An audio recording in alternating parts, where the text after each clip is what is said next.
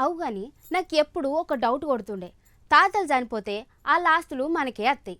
తాతల ఆస్తులు ఏనాటికైనా సరే మనవలు మనవరాళ్ళకేనాయే. రేపు మనకేమన్నా ఉన్నా సుతం, ఏం లేవు నాకైతే, ఉన్నా సుతం వాళ్ళకే కదా. మరి ఇప్పుడు వాడే గీ వాట్సాప్లు, ఇన్స్టాగ్రామ్లు, గీ ఆస్తులంతా ఎవలకుల్లా? నిజంగా నన్ను ఎవరన్నా ఏం సంపాదించినావు అని అడిగిర్రు అనుకో, ఓ ఇన్స్టాగ్రాము, ఓ ఫేస్బుక్, గా వాట్సాప్ అకౌంట్ అని చెప్తా. మరి ఈ ఆస్తులన్నీ ఎవరికి పోతాయి అన్నట్టు?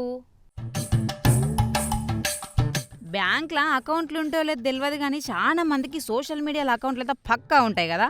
ఒక్కలకు 4-5 అకౌంట్లు ఒకటే దాంట్లో ఉన్న సుతం పెద్దగా ఆశ్చర్యపోవాల్సిన పని లేదు.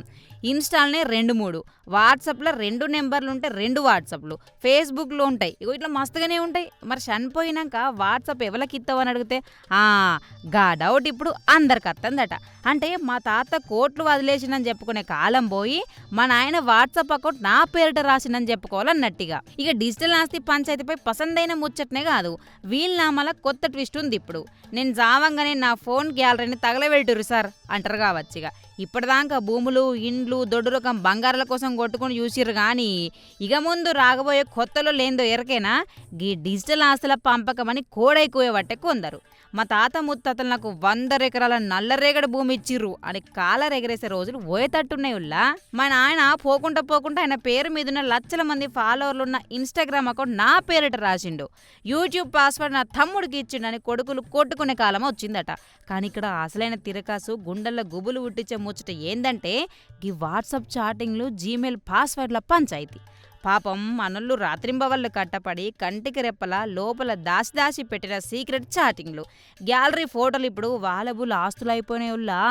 మనం పోయినాక గీ అకౌంట్లు ఎవలకు పోవాలి, గిదే ఇప్పుడు నయా ట్రెండ్ అన్నట్టు. ఒకవేళ పొరపాటున ఓ మనిషి చనిపోయినాక పాస్వర్డ్ ఇంట్లో ముసలామెకో లేక ముసలోనికో దొరికితే గంతే సంగతులు. చనిపోయినోడు మంచోడు కానీ ఆయన షాటింగ్ హిస్టరీ చూస్తే ఊరిదీయాలనిపిస్తుందని చుట్టుపక్కల తూ అని ఉమ్మెత్తరు కావచ్చు. జనాలు ఇప్పుడు చనిపోయే ముందు రాసే వీలునామలా కొత్త క్లాజులు పెడుతున్నట్టులా. నేను ఓంగనే నా బాడీ కంటే ముందే నా ఫోన్ను అందులో నా బ్రౌజ్ హిస్టరీని పెట్రోల్ పోసి తగలబెట్టి పుణ్యం ఉంటుందని కాలు మొక్కుతారు కావచ్చు కొందరు. అవుగాని మీరేమంటారు జనాలు? మీ డిజిటల్ లీలల ఆస్తిని ఎవరికి రాసిపోదాం అనుకుంటుర్రు? అందరు ఉండే అనుకోర్రి, కానీ ఉన్నోళ్ళు చెప్పుర్రి ఎవరి చేతిలో పెట్టిపోతారు? మీ వాట్సాప్ అకౌంట్ పాస్వర్డ్ మీ భార్యకిచ్చే ధైర్యం మీకుందా? ఉంటే కింద కామెంట్ల దుమ్ము లేపుర్రి, జర చూద్దాం ఇది.